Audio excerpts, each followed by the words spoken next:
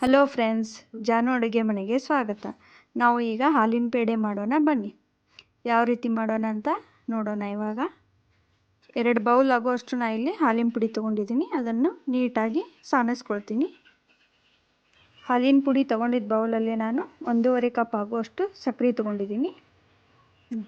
ಅದಕ್ಕೆ ಅದೇ ಬೌಲಿಂದ ಅರ್ಧ ಕಪ್ ನೀರು ಹಾಕ್ಕೊಳ್ತೀನಿ. ಪಾಕ ಬರೋವರೆಗೂ ನಾನು ಇಲ್ಲಿ ದಾಲ್ಡ್ರ ಬಿಸಿ ಮಾಡ್ಕೊಂಡು ಇಟ್ಕೊಂಡಿದ್ದೀನಿ. ನೋಡಿ, ಒಂದು ಸ್ವಲ್ಪ ಸಕ್ಕರೆನ ಮಿಕ್ಸ್ ಮಾಡಬೇಕು.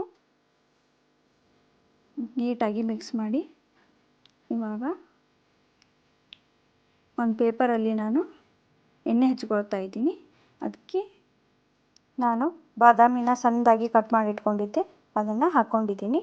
ದಾಲ್ಡ ಕಾಸ್ಕೊಂಡಿದ್ವಲ್ಲ, ಅದನ್ನು ಹಾಲಿನ ಪೌಡ್ರಲ್ಲಿ ಹಾಕಿ ನೀಟಾಗಿ ಮಿಕ್ಸ್ ಮಾಡ್ಕೊಳ್ತೀನಿ. ಇವಾಗ ಪಾಕ ಬಂದಿದೆ ನೋಡಿ, ಇಲ್ಲಿ 2 ಎಳೆ ಪಾಕ ಬಂದಿದೆ. ಈ ಥರ ಪಾಕ ಬಂದಾದಮೇಲೆ ಹಾಲಿನ ಪೌಡ್ರನ್ನ ಇದಕ್ಕೆ ಹಾಕಿ ನೀಟಾಗಿ ಮಿಕ್ಸ್ ಮಾಡ್ಕೊಳ್ಳಿ. ಸ್ವಲ್ಪನೇ ಹಾಕ್ಕೊಂಡು ಮಿಕ್ಸ್ ಮಾಡ್ಕೊಳ್ಳಿ.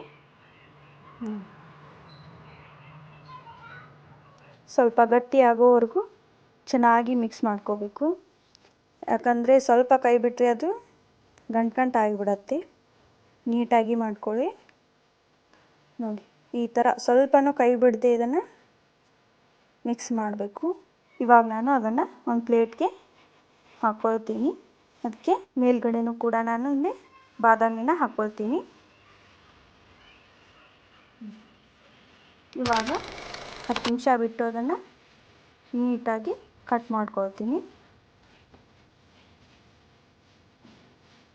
ನೋಡಿ, ಎಷ್ಟು ಚೆನ್ನಾಗಿ ಸಾಫ್ಟಾಗಿ ಬಂದಿದೆ ಅಂತ ನೋಡೋಣ. ಇವಾಗ ಈ ವಿಡಿಯೋ ನಿಮಗೆ ಇಷ್ಟ ಆದರೆ ಲೈಕ್ ಮಾಡಿ, ಕಮೆಂಟ್ ಮಾಡಿ ಹಾಗೂ ಶೇರ್ ಮಾಡಿ. Thank you for watching.